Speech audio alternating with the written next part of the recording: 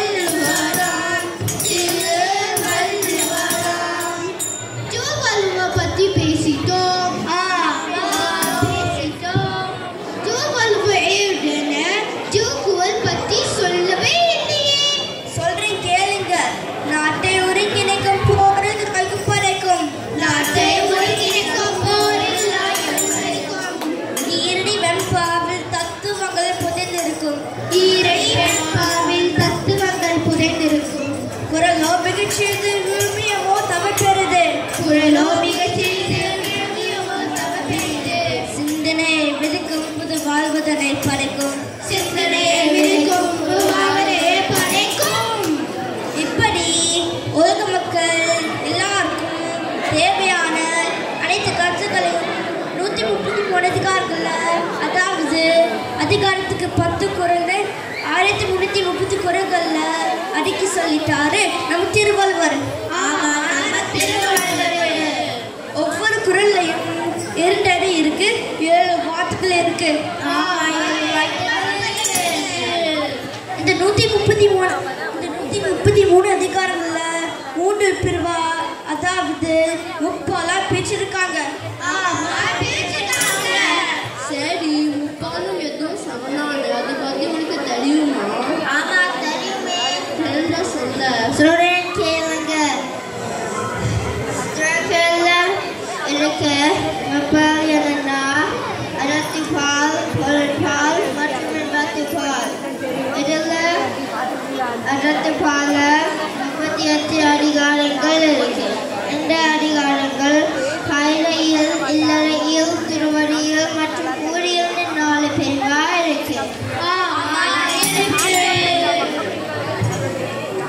அதெல்லாம் கடவுள் வாழ்த்து, ஒழுக்கம், அன்பு, இல்வாழ்க்கை, மக்கள் பேரு, ஈகை, புகழ்ந்து நிறையா அறநெறிகளை வலியுறுத்தது. அது இருந்து ஒரு குழலையும் விளக்கத்தையும் சொல்றேன். ஒழுக்கம் விளக்கம் தலலான், ஒழுக்கம் வீணும் ஓங்கப்படும். இதோட அர்த்தம் என்னன்னா, ஒழுக்கம் என்னைக்குமே வாழ்க்கையில உயர்வான இடத்தை தான் தரும்.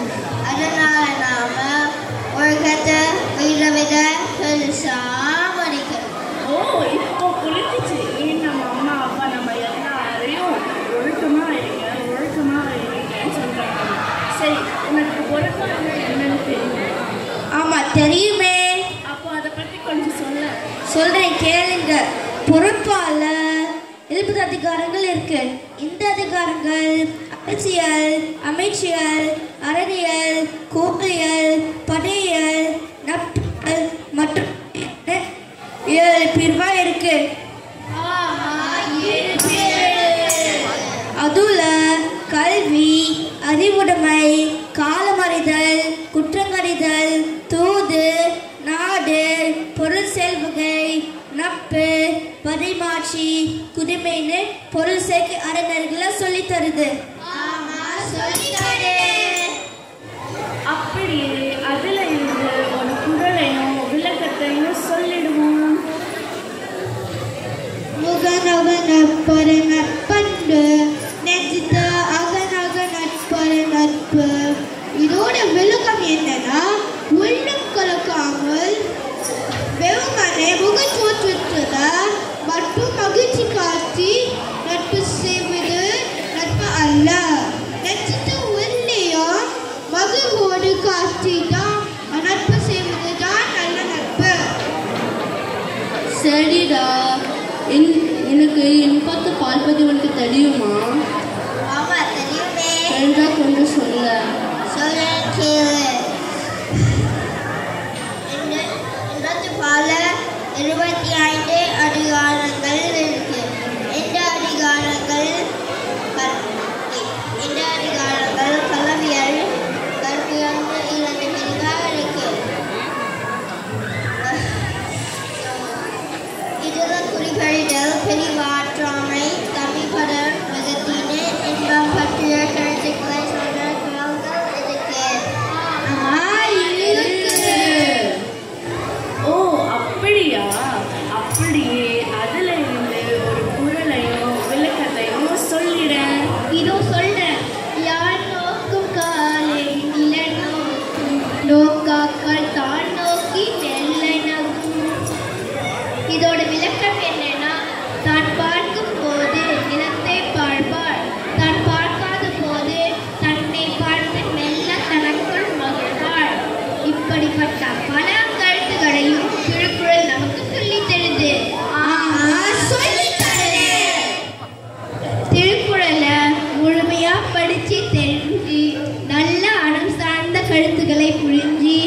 கடற்படி